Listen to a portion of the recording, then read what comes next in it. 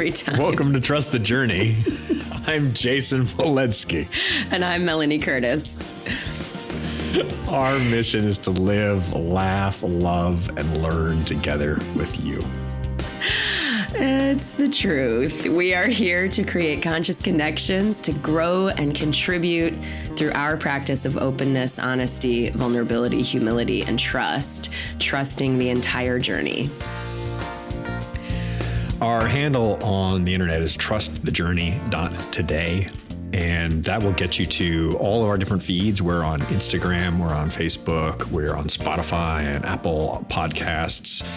Basically anywhere you can find a podcast. And if you would like to support us, you can do so by liking, by sharing, by subscribing. Subscribing's great. Give us reviews. You can go on our website and you can scroll down and hit the donate on Patreon button, and you can send some money our way, which really helps to keep this show going. It's a huge way that you can support Trust the Journey. And if you do so, we're going to include you in our private Facebook group, which is the Trust the Journey family. And it is an emotionally safe space where everybody can just be their true self and not have to worry about catching any flack about it on the internet, because we hold that container. We all hold it for each other. And it's a great practice that we all are part of, and we invite you to be part of that Trust the Journey family, and any donation of any level will get you into that group. Yeah, and this is new. We are actually now officially looking for sponsors, for advertisers, for partners. It's time for us to go there. So we're just putting it into the intro that if you own a company or you know a brand that you think would be a fit for the Trust the Journey culture and message, reach out to us.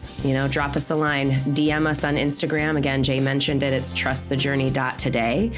And we'll see where we go. We've hit 100 plus episodes. We've been doing this for over 3 years. We're getting our legs. So it's time to start building some brand partnerships. So yeah. And also, as always, we want to thank our editor, Kimberly Joy Voice. She has taken over the editing, the posting of the show for us. She's amazing. If you need help for podcast editing services or audio services of any kind, hit her up at kimberlyjoyvoice.com. And also, if you want to find Jay and myself individually on Instagram, he is at jason_moledzki on Instagram, and all my stuff is at melaniecurtis.com. So yeah. What else, Jay? If you're looking for a keynote speaker, you got one right here.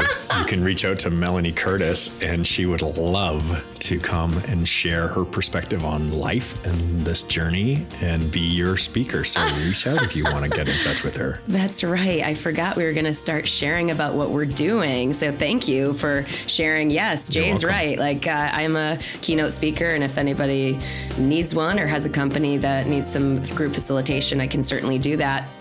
And Jay, he has another venture that he's been working on called Desert Soul Collective. And they're putting together incredible events that bring people together. I'm probably going to pitch it wrong, but I can just say that having been a part of one of them already, it's such a beautiful energy of love and connectedness and music and all of the things that you'd be hoping for, I think, when you attend a festival. So what are we talking about today? Today we're talking about living the dream. Living the dream. AKA we're catching up on our lives. Capital L, capital T, capital D. Living the dream. Hashtag. It's a joke that we make a lot, right? Like we joke around with each other because the dream is phenomenal, right? Like it's the real thing. We actually really love everything that we do, but it is just ironically ridiculous how just ironic it can be and how much of a struggle it truly can be. So what's your hashtag, Mel? Hashtag LTD. You know what I'm saying? I mean, God, yeah, this has been a joke for so long. And it's true. It's the yin yang. It's so normal. LTD is just like anything else. But I think when people talk about, oh, living the dream, oh, traveling lifestyle, oh, all these things, there's so much good. I would never trade the lifestyle that I get to live and the things that I get to do. I am deeply grateful for the things I get to do. And I always like to balance that message with, it's not some perfect thing. It's not without hardship. I mean, my flight got canceled on the way home. No joke. You can probably hear my congestion. I've 2 years made it without getting COVID, and I just got COVID. So luckily I feel pretty good. I definitely feel a little bit sick. I'm staying home. I'm doing all the things. I'm sweating, but obviously that kind of sucks. I wouldn't have chosen that, but it also I'm so grateful to have been able to do the giant demo that we did with Angel City on this last weekend. It was phenomenal. And in front of 20,000 people, we got to inspire so many people, but so many women and girls. We walked around the stadium, and I'm sure that's where I probably got it. I saw a lot of people. But it was just wonderful to be able to see the smiles on these little girls' faces and take so many pictures and just get to really use skydiving as that vehicle for inspiration. So it's good. Life is good. I'm grateful. I'm definitely going to take care of myself. Please don't worry. I'll keep everyone posted on my recovery. I'm sure I'll get through this, though. I'm sure that you will. I just want to reflect a little bit on the power of women empowering themselves and taking the lead and getting out there. I was very fortunate to spend a number of years on the PD Factory team with Jessica Edgington and going to international level competitions with her. And even though she wasn't always the very top finisher, she was the crowd favorite, and watching her make her way down the crowd line in a packed stadium at a World Games where you're just absolutely packed, and signing autographs and shaking hands and smiling and just that inspiration is just so huge. And I have these vivid memories of just seeing these little kids, these girls, and just how inspired they were. Like, what? I can do that. Yeah. I can do that. And they're just lit up by it. So I honor your efforts and your energies, and your team is doing great work. And I'm like cheerleading from this little valley that I'm in Norway, going, go girls, go highlight. I saw the demo going. I'm like, yeah, do it. Yeah. Well, and just for people who don't know what I'm talking about, we're talking about Highlight Pro Skydiving Team, which is the team that I co-founded with Amy Shimolecki. And our mission is to inspire women and girls to live bold, brave lives of their own design. And that last phrase matters, like it doesn't mean you have to jump out of an airplane in front of 20,000 people to be brave. It could be having a conversation with someone that you've been avoiding. It could be trying therapy for the first time. It could be telling a joke. It could be, I don't know, any number of things, big and small. And I think that's a really crucial part of that conversation. But if you want to see more of what we're doing, it's highlightskydiving.com. But yeah, thank you, Jay. I appreciate it. Male allyship matters as well. It's important for men to get behind women and their efforts toward equality. Absolutely. We're all one being connected. And this idea of separation is something we've got to let go of. Like, we're just all here walking each other home. It's all one great big journey together. So more connectiveness, more supporting each other, more being there for each other, less separatism, less individuality. Gotta be me. Let's just be here for each other. Yeah. So what's going on in your world? I mean, I'm happy to say more about the demo and stuff like that, but that's the loose update. That's the loose update, but let's hear from you first. Well, let's just pass the baton a little bit. So jet lag my favorite thing about living the dream is just brutal jet lag. I absolutely hate traveling internationally because of how much it messes me up. I get where I'm going. I feel like a total zombie. I'm just a wreck. And it has just gotten worse and worse my whole life. And I don't know if it's because of all the nights I didn't sleep or all the travel that times I've gone around the world and just messed up my circadian rhythms. But nowadays, I land in Norway right now. Hello from Norway. And I land here and I'm just like, I'm so sideways. I couldn't think of doing anything for like at least 36 hours. I'm like, I'm just going to fight my way to wherever I can lay down and sleep. And then I'll get up at 2:30 in the morning and be really hungry. Yeah. It's so true. Oh my God. The couple of times I traveled to Finland, #LTD, back in the day doing some load organizing, it was the worst jet lag I've ever experienced, going that number of hours that direction. Holy crap. Yeah. So this is one of my, I'm not complaining, not even 1 second. It's just part of it. Observing the experience, right? Like, I'm so grateful to be here, pursuing a day-to-day lifestyle that feels healthy. It feels soul filling. It feels restful and intense at the same time, where I work really hard while I'm here. Today, I hiked for an hour and 10 minutes at the hardest pace I can possibly hike at. And then I've got a jump and a pack job. And I spend 3 hours or 4 hours coaching some new jumpers and working with some old jumpers who's coming back into the sport after 30 years. And so getting to be that connective person who can, help to help our other people along the same path that I've been on for such a long time. And here, when it pours rain, I rest. And when it's nice, I go hike and get to jump.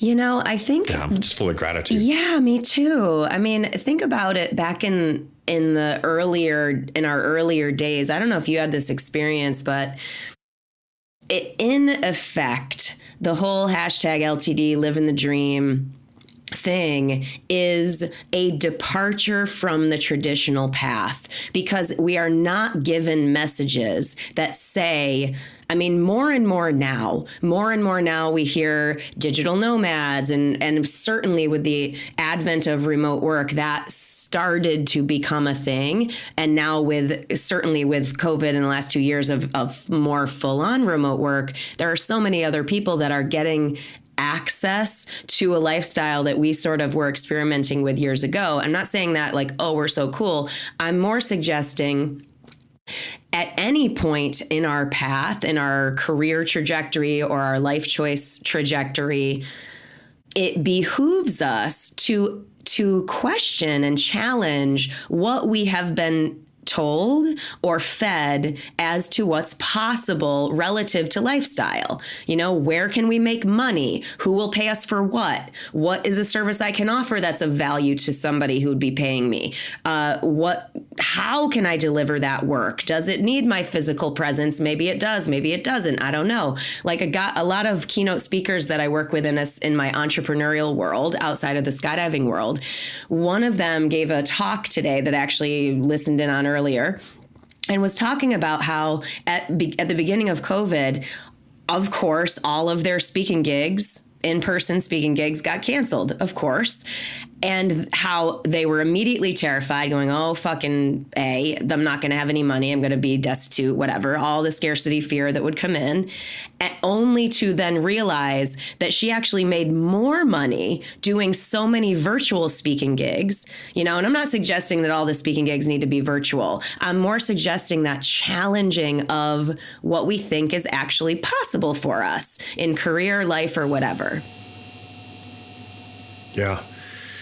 And I have to say that my whole life has been one of these things where I'm just going to go after whatever it feels right. And whether or not I have like a solid ground to walk on, like, oh, this is for sure going to work out, has been a absolute no. I have no idea whether it's going to work out or Right.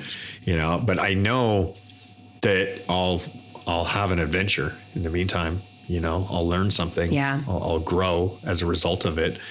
And we definitely grow in experiential ways where I'm like, okay, I don't want to do that again. I didn't really like the way that turned out, or, oh, that one turned out great. I want to do more of these. These are whatever example we're talking about, and I'm really grateful to have gained the life experience that I have at this point. And I'm really excited about what the next chapter looks like, because I really feel a big pivot in my life happening with what I've spent the last 25 years doing and what I plan to do with the next 25. And that's that same uncharted path. I love that you're bringing that up, because it juxtaposes a conversation I had with a friend actually just yesterday about, and that this particular friend was having a challenge being like, I'm 50 plus years old.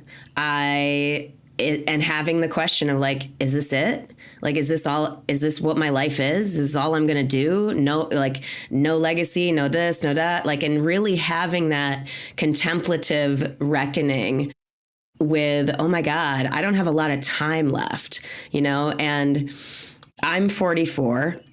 And even I've had those types and I'm doing a lot of purposeful work. I'm doing a ton of shit that I'm really called toward. My coaching work, the speaking and stuff, like all that feels all of it feels purposeful to me. And even still, I have questions like, should I be doing this? Like, is this right? Like, not like bad, like, oh, I shouldn't be doing the work I'm doing, but more in the recognition of, oh, dang, there's a finite amount of time left in my life. I got to make sure I'm spending that time well. So I don't know. It's interesting because I feel like it juxtaposes what you just shared quite nicely. And it's a kind of like a kicking block, like you would use like a starting block, right? Like it's something to like push off of. Mm-hmm. So like launch in a direction, I've felt that exact same thing where I look at where I am in my life and I think about what I've done already. And I think about how ridiculous it all seems.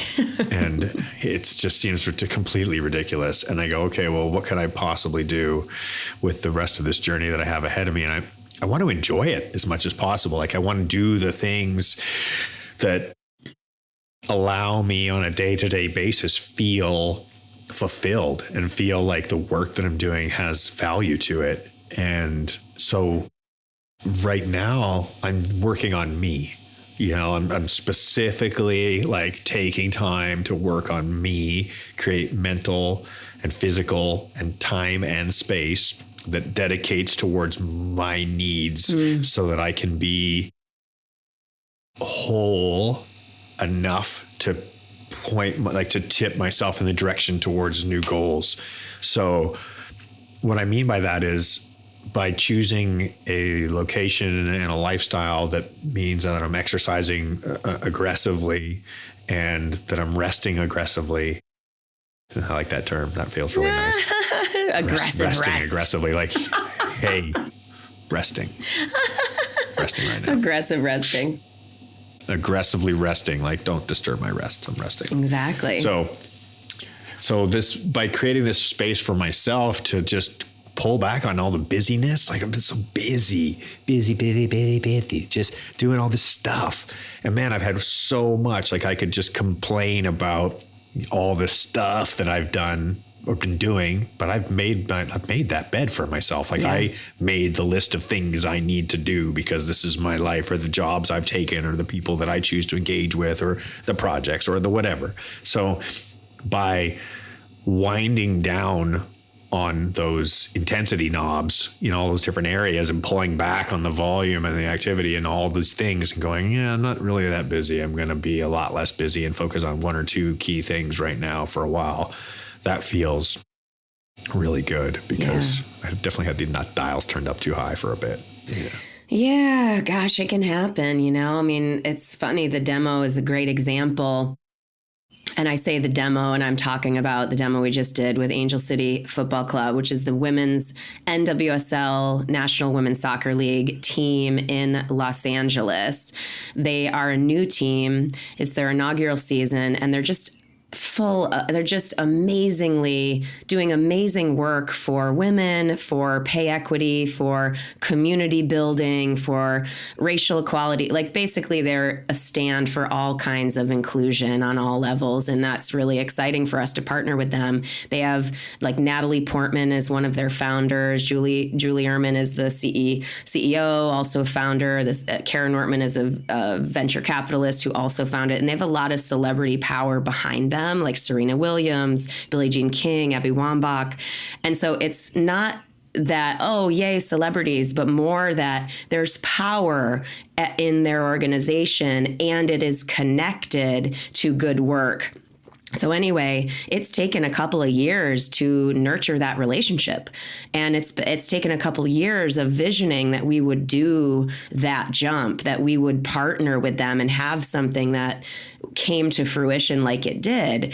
And so leading up to the actual doing of it, there's so much more that goes into it, communicating with the stadium and what's the actual branding that they want. We're going to wear our jerseys. Oh, with this streamer and this, and it seems very like maybe not a whole lot would go into it, but so much more goes into it than meets the eye.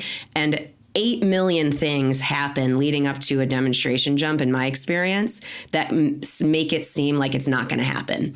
Whether it's they are too busy, or this isn't the game, or we're going to do this game instead, or whether it's hovering in a helicopter at 1,600 feet and ATC says you maybe won't be able to get 5,000 feet. Okay, fine. We're ready for a 2.5 pass if we need to. We have all the approvals. We have all the waivers, safety waivers, and everything in place. So we're all within the rules.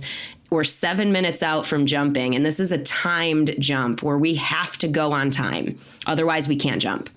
And at 7 minutes out, we get a call from ATC in the helicopter, and they say, great, cool, we'll get back to you in 5 minutes. As commercial jets are flying close over top, so it's just those types of things where that's a singular example, but there's a ton of those little things that could happen. And you basically, at least for me, you rigorously surrender to the things you can't control. Like when they said, I'll get back to you in 5 minutes and we're maybe going to get 2.5. I'm just like, that's okay. All right. It will be what it will be. We'll get it or we won't. We'll exit on time or we won't. There's literally nothing I can do about that. And then the things that you can control and that you can impact, for me, I am relentless on those things.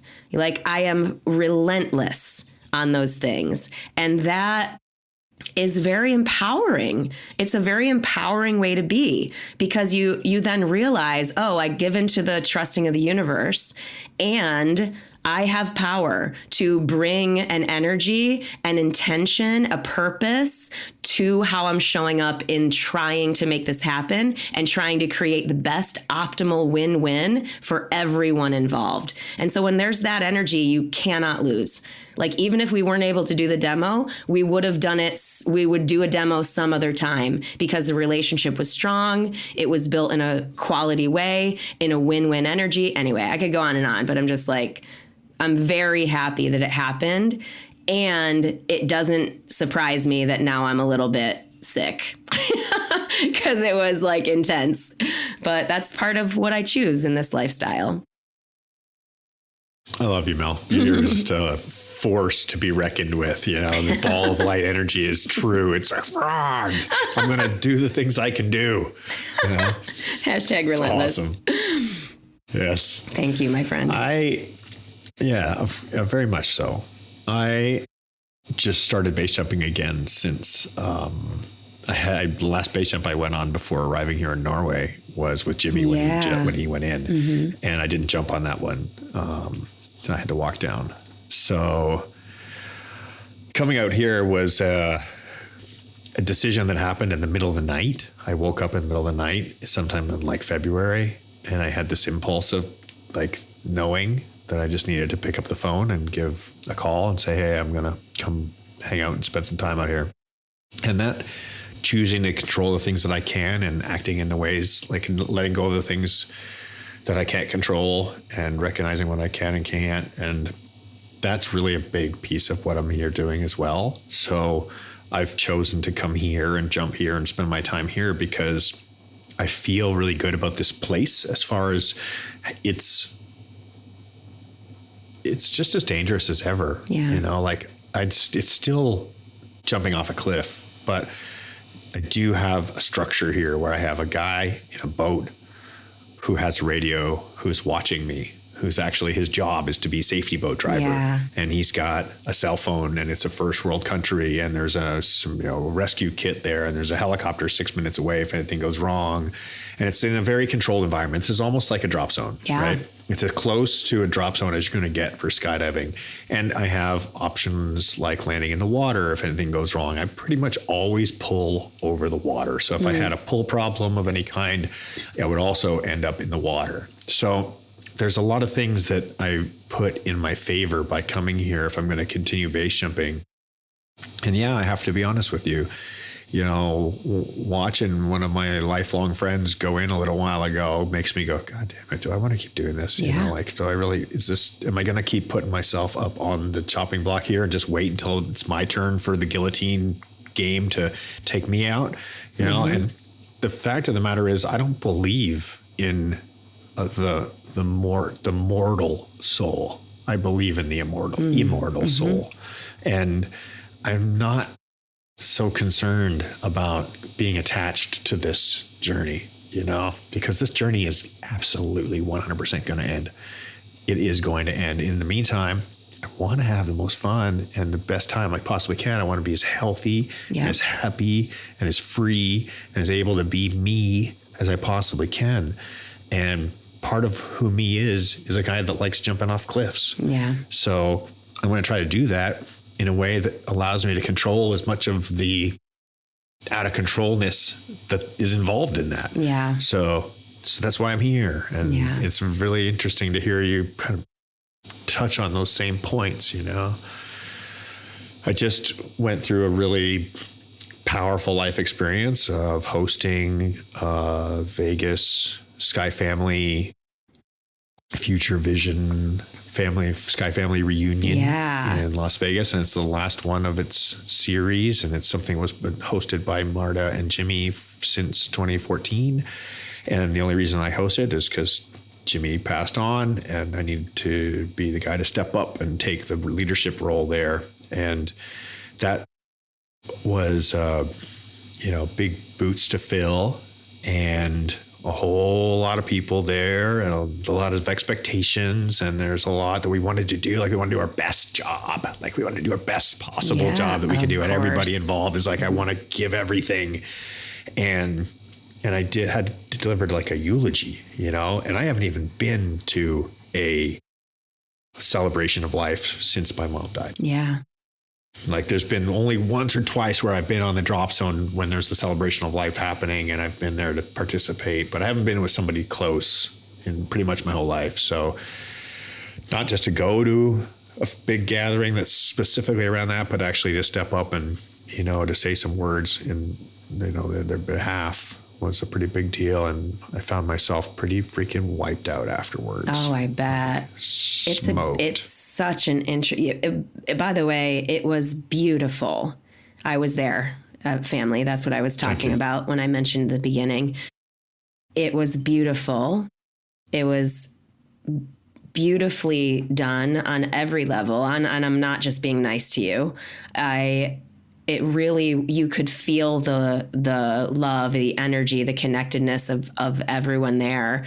And you're sharing also, I have to acknowledge that is so hard and so scary. At least it was for me. I've mentioned this before a long time ago, but same thing when Jonathan passed, I was like, there's nothing, how could I ever say, excuse me, what would do my friend justice? And I'm also freaking the fuck out because I don't want to do anything but the optimal justice to my amazing friend. So I can only imagine how you were feeling leading the entire event and having to speak and being at an event like that for the first time since your mom, like that's a lot to bear.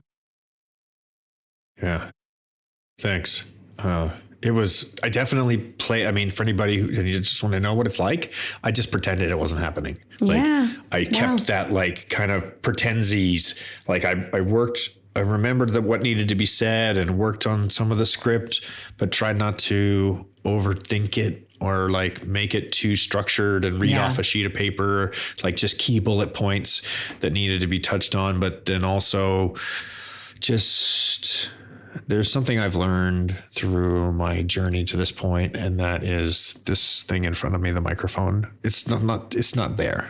And just pretend it's not there and just talk to you, the one person who's right in front of me, you know? Mm-hmm. And so I try to just do that. I learned this a long time ago with how terrified I was to get up on stage or to public speak. And I've had full on panic attacks of like, can't talk, shaking, like terrified.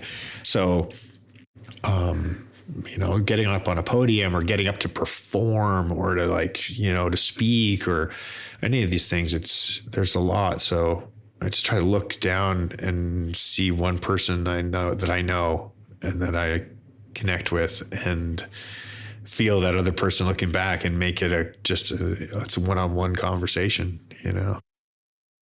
It's such a smart perspective to take to that. It helps you. And it's like, it doesn't even matter that that's the perspective in the sense that you're still standing in front of everyone. You're still actually speaking to everyone. You know what I mean? So like the contribution to the collective is still made. So check this out. I got home from that event and I was exhausted and had a trailer loaded with equipment and it was just smoked. I literally just hit the couch and like didn't get off the couch for I think like 36 hours or something. And smart. It's just done. And then I think I had about 20 days before my trip to Norway was planned. And in the meantime, I got evicted. What? I got evicted. You did? Like it just get this notice like, oh, guess what? You also have to move out of your place and figure out where all your stuff's going to go in the next 3 weeks that you have a ton of stuff to do and your plane's leaving. What happened? My landlord decided that they wanted the house back. Oh my God. And served us papers. Yeah. There you go. Adventures continue. Yeah. So just keeping on the light side of that, it was fun to take on the challenge. Like, you know, and you just got to like, this is fine. Yeah. This is fine. And there's the burning building. Yeah. This is fine. But I love those memes with the dogs. It's like, this is fine. Well, I love that. So are you back in your van? Well, my van is in the shop right now getting a very serious amount of work done to it. So because it wasn't ready to be needed some attention. Yeah. So yes, I'm going to be back in my van.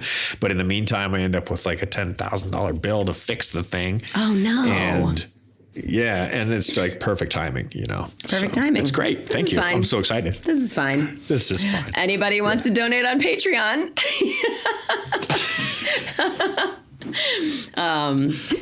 Gosh, it's so fascinating. It's all part of it. Life is so weird.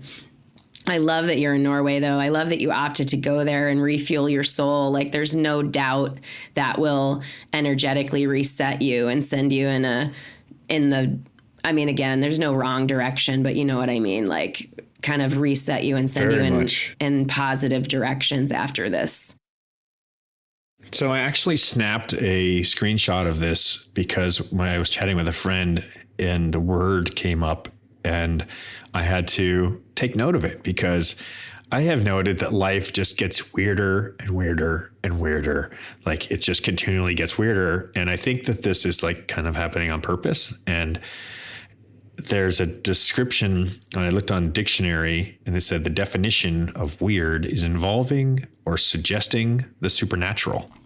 Oh. Unearthly or uncanny. Really? A weird sound or weird lights. And that the archaic version is concerned with or controlling fate or destiny. Interesting. I did not know that. Yeah, I found it I was like, oh, I want to get weird now. All of a sudden, I'm like, weird. I'm like, yeah. I'm 100% the weirder, the weird. better. Right. And the other definition, noun definition number 4, fate or destiny. What? How did I not know That's this? the definition. Noun, fate or destiny. Weird, one of the fates. I have no idea how I didn't know this. I thought weird The language is so fun. Meant like just quirky, strange, peculiar. Unusual. Yeah, unusual. Yeah, which is all, I think those are all positive terms too. Interesting. They are also in the descriptions, but some of the descriptions for the word weird is your fate. Wow. The weird. Yeah. That's so cool. Okay, dictionary. Thank you. I feel better now. What a weird life. Right? Yes. I don't even know what else. I'm just sitting here sweating. You want an update? Have COVID right now. Hashtag LTD. I put on my mom's pearls because I'm like, this will bring me good energy for the Trust the Journey recording. I'm also so lucky because I got through this big thing and I had a whole week of pretty chill days. My weekend's wide open. I'm like, I have some calls and clients and stuff, but I pretty much have space to rest and recover. Like, thank you, universe, for not giving me COVID until after the demo. Like, I'm really grateful because that would have sucked to not get to do it and see it through, you know? Absolutely. I don't know. I was listening to you describe and I'm like, I'm so glad you got it after. Me too. Because I know how big of a deal it was for you guys. Me too. You know? Yeah. I mean, it will be what it will be. I'm just grateful. I'm so grateful. And more to come. Certainly, like anything else, more will build from what we've just done. Just as more builds, you know, it's just how it goes for growth-minded folks. You know, we're interested in growing and building. But I think there is something to be said for the pathological version of that, which I absolutely can slip into if I am not careful.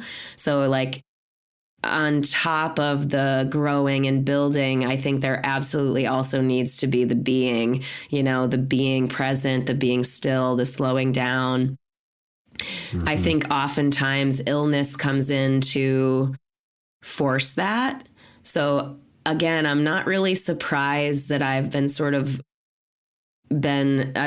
made sick, as it were, even though I'm sure I'll recover. I'm doing all the right things, like I said, but it's more like even pre-COVID, non-COVID times, this would happen to me where I would push little bit too hard, not sleep enough, right? My flight was canceled. I got like an hour sleep before my 5 a.m. flight. And just, you know, I was very excited. It was so hard for me to go to sleep, which is understandable. So it's all logical. It's all understandable. And yet it's something to note about like, okay, this is part of hashtag living the dream is this type of pattern, at least for me, is that there's a big, like go and do a big thing, go participate in a big way, go have a big event, and then you have a bit of a crash, whether it's a dopamine drop, which actually I haven't experienced really at all. I'm getting more and more, I don't know, I feel like I'm more and more veteran with these big things now, so that the dopamine drop is less because I recognize that even after a big giant thing, you just keep going. You know, you celebrate and you keep going. So it's like, and when you're purposeful in your work and stuff like that, I feel like that's where the majority of the fulfillment is derived, is from the actual journey, you know, like trust the journey. But we've had this talk about peak performance and peak experiences, and knowing that those aren't actually where the fulfillment is per se, but that's part of the whole of the journey of doing what we're doing and creating the impact that we're creating. So yeah, more just watching that pattern for myself. And it's, again, had I gotten sleep, maybe I wouldn't have picked this up. You know what I mean? Exactly. I'm going to completely reiterate exactly what you said. I've had the same journey. I heard you describe it and I'm like, yep, that's living the dream right there.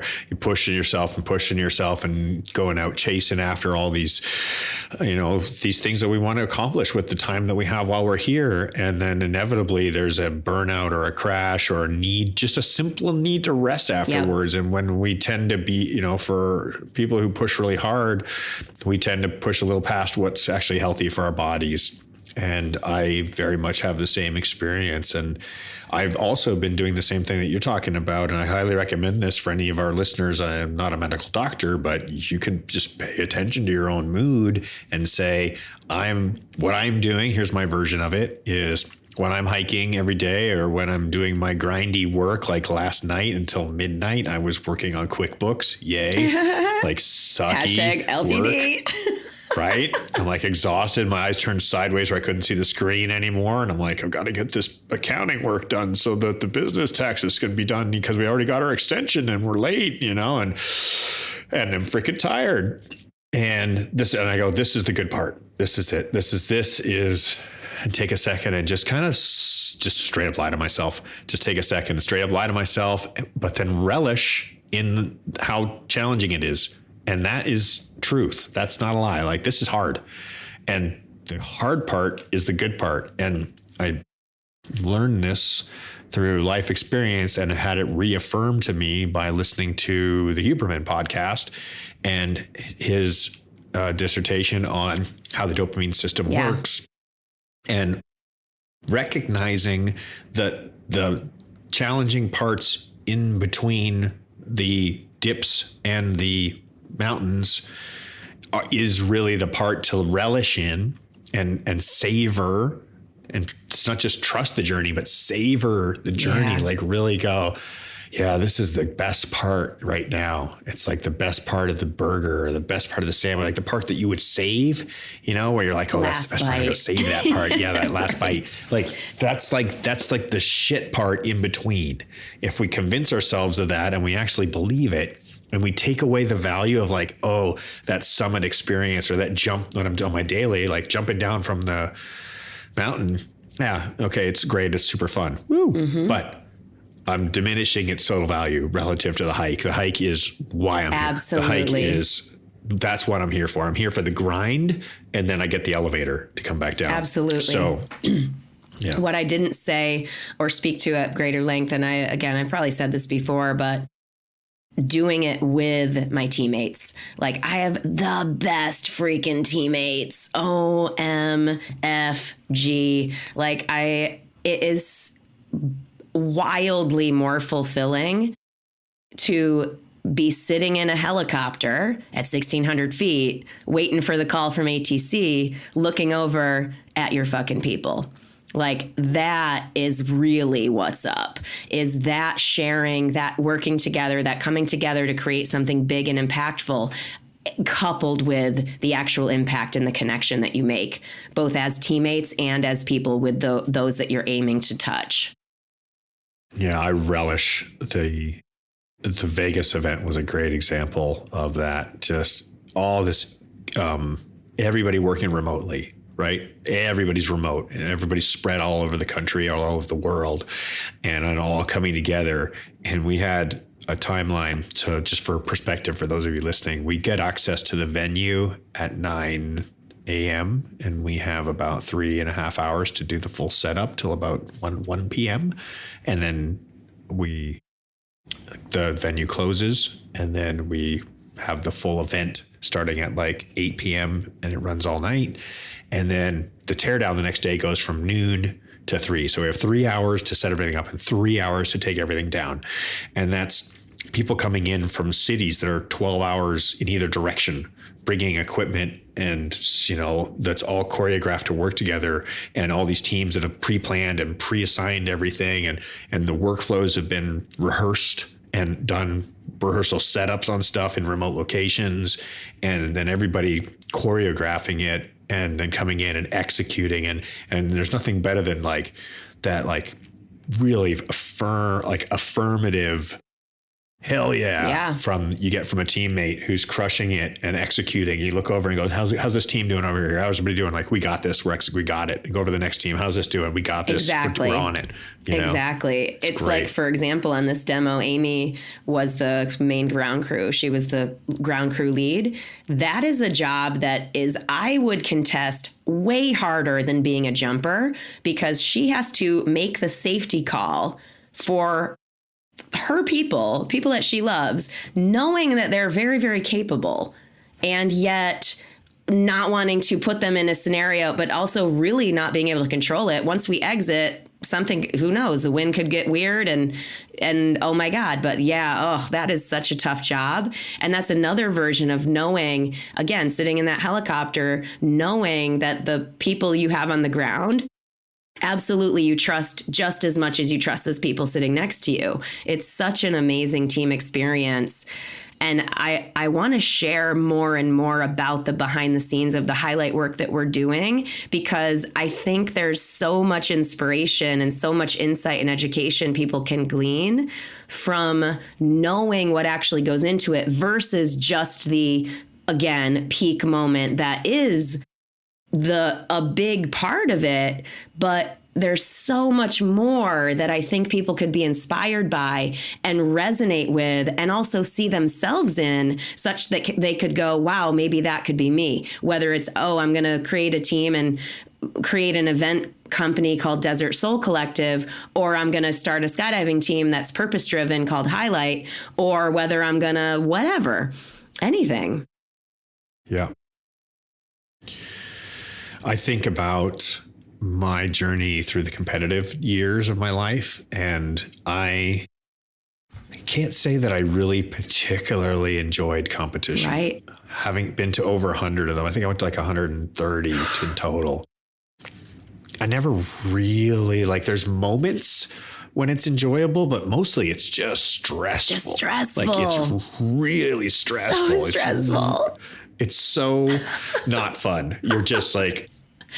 Totally. Okay, so pick whatever you're best at in your life, whatever your favorite thing to do is, whether it's playing the piano or getting in your flow state while you're running, or being with your kids, whatever that thing is that you drop in and you do it without thinking about it. And then be told to do it on a timer, but don't do it yet. Wait, hold on. Don't do that. Okay, do it now.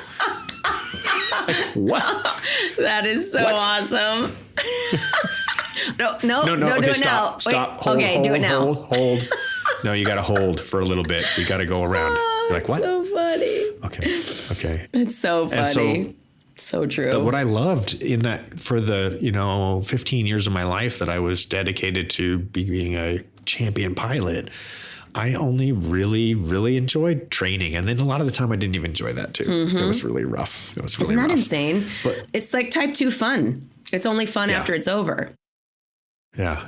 I did enjoy the grind a lot though. Mm-hmm. I have to say, I like hustling. Cool. I like being under the I gotta let's go. Let's go. Like, I like that. The challenge. I don't know if that comes from the hunter-gatherer kind of parts of us, of I just enjoy the hunt, I like the intensity of things and the rigor of the effort of hard things, because I feel connected to, I know that this is what delivers me more. I can't access what I'm actually after in terms of fulfillment or aliveness without going here. This is very, very parallel in ceremony for me, where the rigor of ceremony equates, for me it has, equates that release, that healing, that purging, that expulsion, that growth. And I feel like it's very parallel in these big events, in these big things, is that, it took 2 years. It took 2 years for that jump to happen and for that partnership to build. And so, there was a lot of work over 2 years. There was a lot of stress over the last 6 months, and I didn't love all that stress. No, not at all. But it's worth it. It was worth it. It also begs the question of, how can I continue to cut that stress down? Because I don't necessarily want a stressful life experience. I don't mind doing hard things, but I don't think it needs to be stressful the way that I'm thinking about it and describing it. I think that I can still very much get better at accepting the journey and the rigor without actually being that daunted by it, if that makes sense. So I'm thinking about the phrase that you get back what you put in, kind of thing. You get back out what you put in. And if you put in a bunch of stress, you probably get back a bunch of stress, you know? Yeah. So there's definitely something to be said for the more effort and the more energy and the time and dedication that you put towards something, the more value it reaps as a reward. But it does need to have that kind of tuning fork involved in what is the energy that we're putting in here. Yeah. And I think that that's a really big piece of, and we're kind of vibing the same way here. I'm really feeling that as I move in to these next phases of my life, that I don't really want things that are stressful. Actually, I'm very clear. I know for sure that I don't really want stressful things. I want to do hard things, but I want to make them fun. I don't want to work with people that are going to make fun things into stressful things, you know, because they don't need to be that way. And we can do them in a fun way where they might be really hard.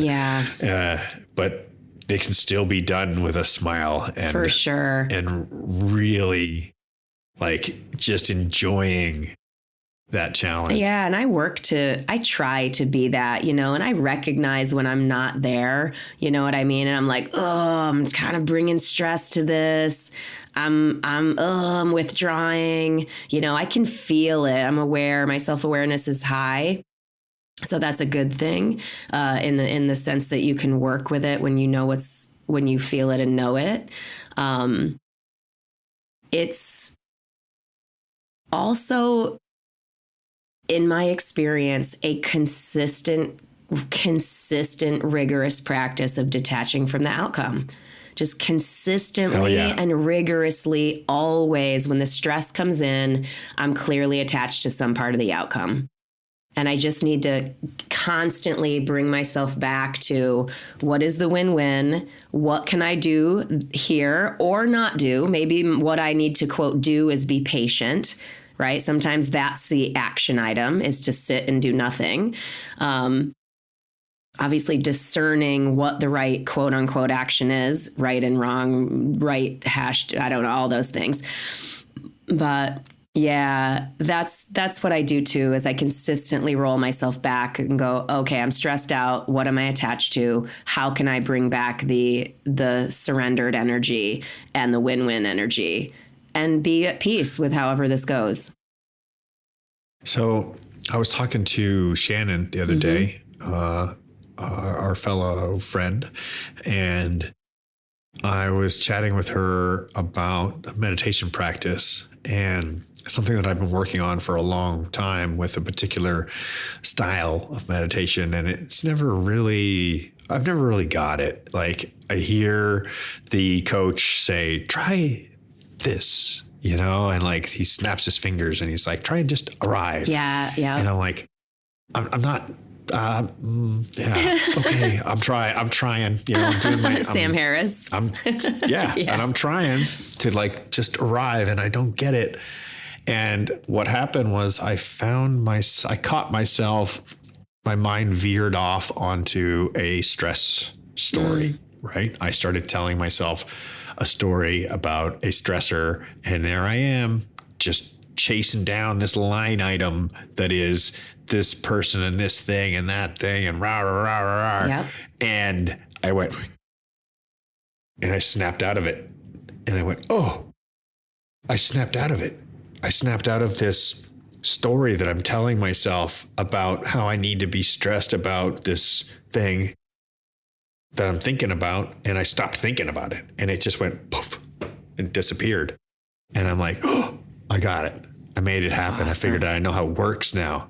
And I was so happy inside of my journey, because I'm like, oh, now I understand what he's been getting at is I've been on this narrative about whatever that's fucking this and thick and that and I just go, and it's basically like, I don't know if you've ever seen the old tube TVs and they go, shoo, yeah, they like zip down to a point, yes, right? There's just a point of light, and that's what I felt like. I was like, I just turned off all the story, just kind of like, I was like, turn the volume all the way down, and now it's just quiet. I'm like, oh, here I am, without that story that I was telling myself inside my head that wasn't actually going on in this room. There's nobody else here right now by myself. So there's nobody else here by myself. I'm really by myself, but that was quite a story that was rattling on inside my brain. And I don't need to be doing that at all while I can be enjoying this 5 minutes of peace called life. Yeah. That is really just peaceful if we let it be.